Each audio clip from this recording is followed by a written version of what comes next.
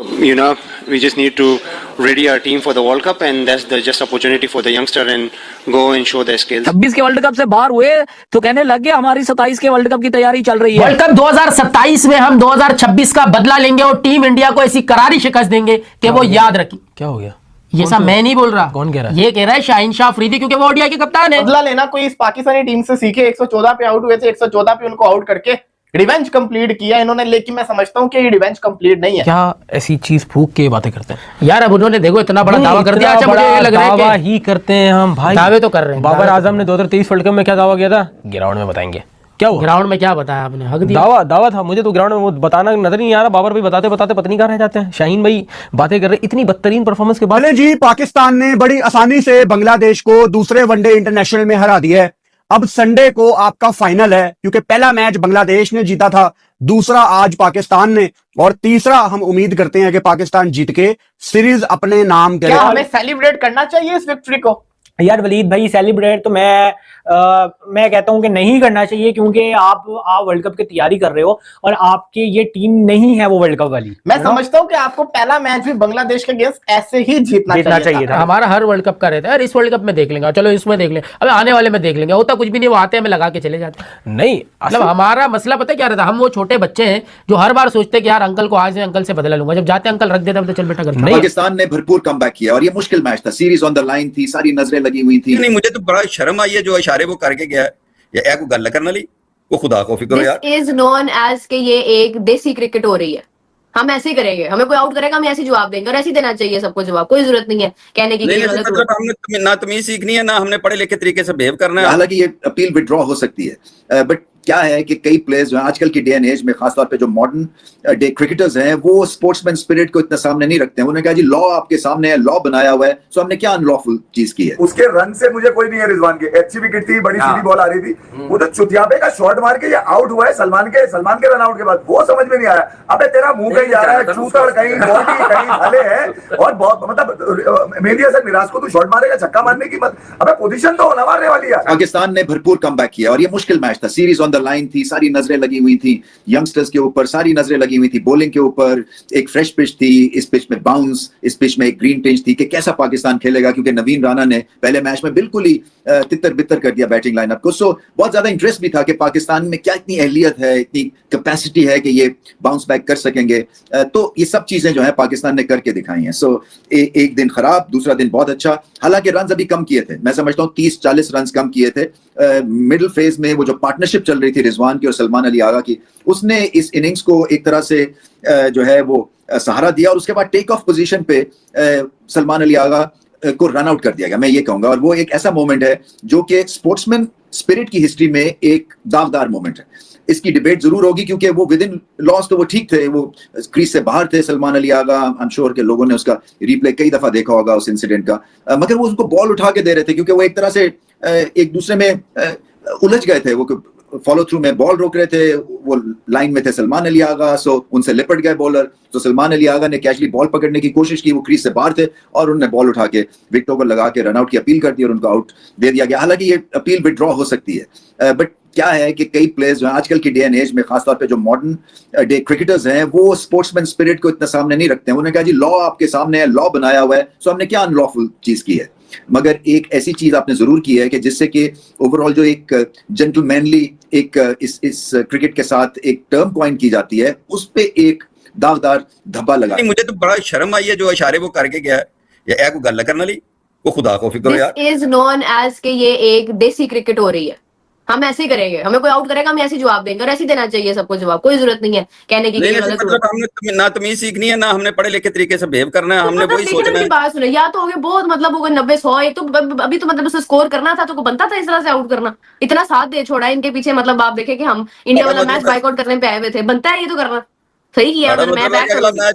अगला जो डिसाइडर है वो आपका मतलब है कि वो आए ड्रेसिंग रूम में, उन्होंने कहा तो साडा साथ देता सी, इसलिए हम नहीं खेल रहे, तो आपकी मेहरबानी लाओ स्कोर बुक जो हम महल्ले में करते थे आपको वॉक ओवर लिख देते नहीं, लेकिन फिर भी है मतलब यार, गंदा जेस्चर है, गंदा जेस्चर।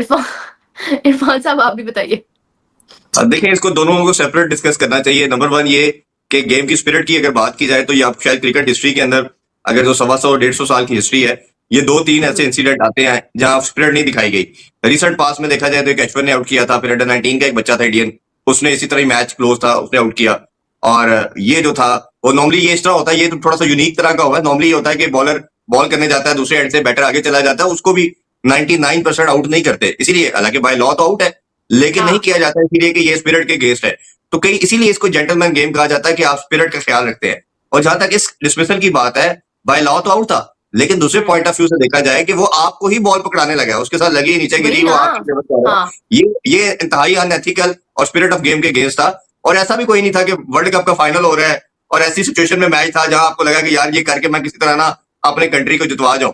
तो ये सारे कॉन्टेक्स्ट में देखे जाएंगे तो कोई ऐसी बड़ी चीज भी नहीं थी। उसके रन से मुझे कोई नहीं है रिजवान के, अच्छी विकेट थी, बड़ी सीधी बॉल आ रही थी, वो तो चुतियाबे का शॉट मार के ये आउट हुआ है सलमान के रन आउट के बाद, वो समझ में नहीं आया। अबे तेरा मुंह कहीं जा रहा है, चूतड़ कहीं, बॉडी कहीं भले है, और बहुत मतलब मेहदी हसन मिराज को तू शॉट मारेगा छक्का मारने की मत, अबे पोजीशन तो होना मारने वाली है, छक्का मारा है ना, तो पोजीशन ही नहीं है तुम्हारी छक्का मारने वाली, तो छक्का क्या होगा, खड़ी कर दी तुमने बॉल उठाकर, और एक ऐसे वक्त में जहाँ पे तुम्हारा बैट खड़ा रहना जरूरी था, और विकेट में भी ऐसा कुछ नहीं था कि आज नाहिद तंग कर रहा हूँ, नहीं रहना चाहिए, या फिर वो तंजीद तंग कर रहा हो, या फिर वो तुम्हें क्या कहते हैं वो उनका कौन है लेफ्ट आर्म, वो केकेआर वाला मुस्तफिज, वो तंग कर रहा, कुछ भी नहीं था, कोई भी तंग नहीं कर रहा था तुम्हें, ना रिशाद तंग कर रहा था तुम्हें, अजीब ही शॉट था। मतलब किस बात, कौन सा प्रोटेस्ट था? वो कह रहा है मैं सेट हो रहा था, तो मैं ये कह रहा हूँ कि मगरिब से पहले जो रिजवान है ना, बड़े सूखे हुए, बड़े थके हुए, बड़े अजीब से मुंह नहीं लगा रहे होते हैं, मुस्कुरा पूरे नहीं रहे होते हैं, ये दो के एक भाग रहे होते हैं। मगरिब के बाद ये जो उछल कूद मचाते हैं ना, ये वजह क्या है भाई? अंधेरा होते ही उछल कूद मचनी शुरू हो जाती है, ऐसे करता है, क्या वजह क्या है फिर?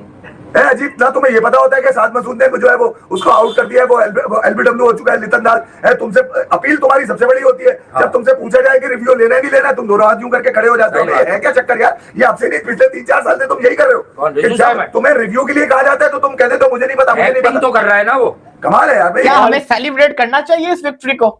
यार वलीद भाई, सेलिब्रेट तो मैं कहता हूं कि नहीं करना चाहिए, क्योंकि आप वर्ल्ड कप की तैयारी कर रहे हो और आपके ये टीम नहीं है वो वर्ल्ड कप वाली। मैं समझता हूं कि आपको पहला मैच भी बांग्लादेश के अगेंस्ट ऐसे ही जीतना चाहिए था। बिल्कुल, वो जिस लेवल की टीम है उसको ऐसे हराना चाहिए था। खैर, बदला लेना कोई इस पाकिस्तानी टीम से सीखे, 114 पे आउट हुए थे, 114 पे उनको आउट करके रिवेंज कंप्लीट किया इन्होंने, लेकिन मैं समझता हूं कि ये रिवेंज कंप्लीट नहीं है, आपको 3-0 करना चाहिए था, लेकिन फिर भी पाकिस्तान अच्छा मैच जीता है, अच्छी परफॉर्मेंस करके दिखाई है, यंग लड़के ने परफॉर्म किया, खुशी हुई है देख के, उसका कहते हैं यंग लड़का चला है। ऑल राउंडर आपके सीनियर प्लेयर्स जो थे रिजवान और आगा, उन्होंने थोड़े से रन करके दिखाए, जो कि जरूरी भी था। फिर आपके बॉलिंग के अंदर मैं समझता हूं कि थोड़ी रिस्पॉन्सिबिलिटी के साथ बॉलिंग की गई, लेकिन बांग्लादेश ने उससे ज्यादा गंदी बैटिंग की है, बहुत गंदी बैटिंग की है, बांग्लादेश ने ज्यादा गंदी बैटिंग की है। पाकिस्तान ने तो बॉलिंग अच्छी की, लेकिन बांग्लादेश की बैटिंग ज्यादा गंदी थी। वो चाहते तो अच्छे तरीके से लेके चल सकते थे, जब उनको वो बारिश के बाद आए तो वो नर्वस हो गए कि 32 ओवर के अंदर 243 कैसे करेंगे, तो गलत शॉट्स के लिए जिसकी वजह से वो आउट हुए। तो मैं समझता हूँ बिल्कुल आगे बढ़, ठीक है, मैं समझता हूँ आज के मैच में जो इंटरेस्ट पैदा हुआ ना, वो आगा सलमान के run out, controversial run out होने के बाद हुआ, क्योंकि उसके बाद फिर पाकिस्तान ने हर विकेट पे सेलिब्रेट किया। और मैं उमर एक बात बताऊं, आपका बनता ही नहीं।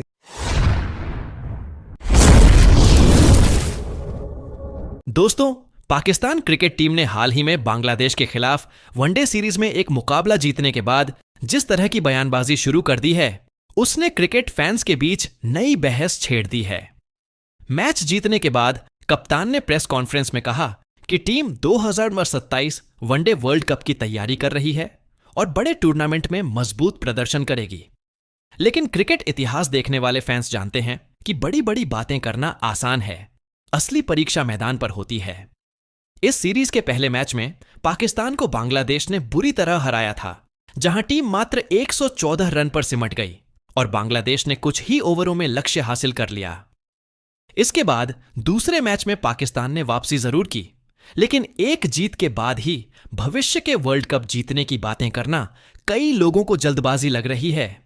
क्रिकेट में लगातार प्रदर्शन ही असली पहचान बनाता है और हर टीम को अपनी कमजोरियों को सुधारते हुए आगे बढ़ना पड़ता है। अब सभी की नजरें सीरीज के आखिरी मुकाबले पर हैं, जहां तय होगा कि कौन सी टीम दबाव में बेहतर खेल दिखाती है। अगर पाकिस्तान यह मैच जीतती है तो सीरीज अपने नाम कर सकती है, वहीं बांग्लादेश के पास भी बराबरी का मौका रहेगा। आने वाला मुकाबला इसलिए दिलचस्प होगा क्योंकि दोनों टीमें सम्मान और मोमेंटम के लिए मैदान में उतरेंगी। अब असली सवाल यही है कि क्या बड़ी बातें सच में मैदान पर साबित हो पाएंगी, या फिर यह सिर्फ मैच के बाद की चर्चा बनकर रह जाएंगी। क्रिकेट फैंस को अगले मैच का इंतजार है, जहां प्रदर्शन ही असली जवाब देगा। अगर आपको भी क्रिकेट से जुड़ी ऐसी ही दिलचस्प अपडेट पसंद आती हैं, तो वीडियो को लाइक करें, अपने दोस्तों के साथ शेयर करें और चैनल को सब्सक्राइब करना बिल्कुल न भूलें, ताकि आपको ऐसी ही नई क्रिकेट अपडेट सबसे पहले मिलती रहे।